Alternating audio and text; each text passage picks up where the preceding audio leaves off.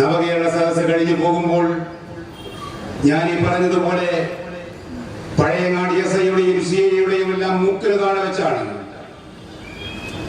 അപകടകരമായിട്ടുള്ള ഒരു സംഭവം നടന്നത്. 10,000-കണക്കിന് മനുഷ്യർ അണിനിരക്കുന്ന ഒരു പരിപാടിയിൽ അത് കഴിഞ്ഞ് അവർ നെഞ്ചേറ്റിയിട്ടുള്ള ഭരണാധികാരികൾ തിരിച്ചു പോകുമ്പോൾ അപകടപ്പെടുത്താൻ ശ്രമിച്ചാൽ അതിനെതിരെ ഉണ്ടാകുന്ന ചില വികാര പ്രകടനങ്ങൾ അവിടെ നടന്നിട്ടുണ്ട്. ഞങ്ങൾ നിഷേധിക്കുന്നില്ല. അങ്ങനെയൊന്നും നടന്നിട്ടുണ്ടെങ്കിൽ അതിന്റെ ഉത്തരവാദിത്വം ആർക്ക് എന്നുള്ളതാണ് പ്രശ്നം.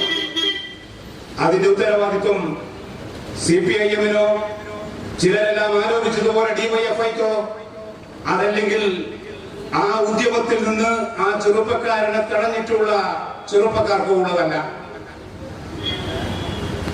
ഒരു ദിവസം മുൻപ് തന്നെ പയ്യന്നൂർ DYSP-യോട് ഇവിടുത്തെ പോലീസ് അധികാരികളോട് അതിനപ്പുറത്ത് ജില്ലാ പോലീസ് സൂപ്രണ്ടിനോട് ഞങ്ങൾ ഈ കാര്യം പറയുന്നുണ്ട്.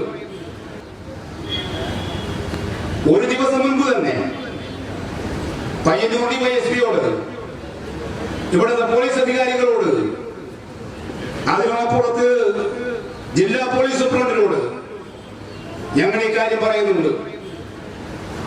ഞാൻ നേരത്തെ സൂചിപ്പിച്ചതുപോലെ പഴയങ്ങാടിയിലെ മാധ്യമ പ്രവർത്തകർ പറയുന്നുണ്ട്. ഈ സംഭവം ഉണ്ടാകുമെന്നതിന് നിമിഷങ്ങൾക്ക് മുമ്പ് ഇതാ ചില ആളുകൾ അവിടത്തേക്ക് പോയിട്ടുണ്ട്, ഇത്തരം ചില ആലോചനയുടെ ഭാഗമാണെന്ന് തോന്നുന്നു എന്ന് ഡ്യൂട്ടിയിലുള്ള പോലീസുകാരോട് ഞങ്ങളുടെ പ്രവർത്തകന്മാർ പറയുന്നുണ്ട്. ഇത്രയും കൃത്യമായിട്ടുള്ള വിവരമുണ്ടായിട്ടും പഴയങ്ങാടി SI ദൂരെ എവിടെയോ കൊട്ടില ഭാഗത്തോ നരിക്കോട് ഭാഗത്തോ ഒക്കെ ഇരുട്ടിലില്ലാത്ത കരിമ്പൂച്ചിയെ തപ്പുകയായിരുന്നു പോലും. പ്രശ്നം നടക്കാനിടയുണ്ട് എന്ന് കൃത്യമായി വിവരം കൊടുത്ത സ്പോട്ടിൽ നിൽക്കാത്ത SI എവിടേക്കാണ് പോയത് എന്ന് അവരാണ് പറയേണ്ടത്. എന്തായിരുന്നു അവരുടെ ഉദ്ദേശം?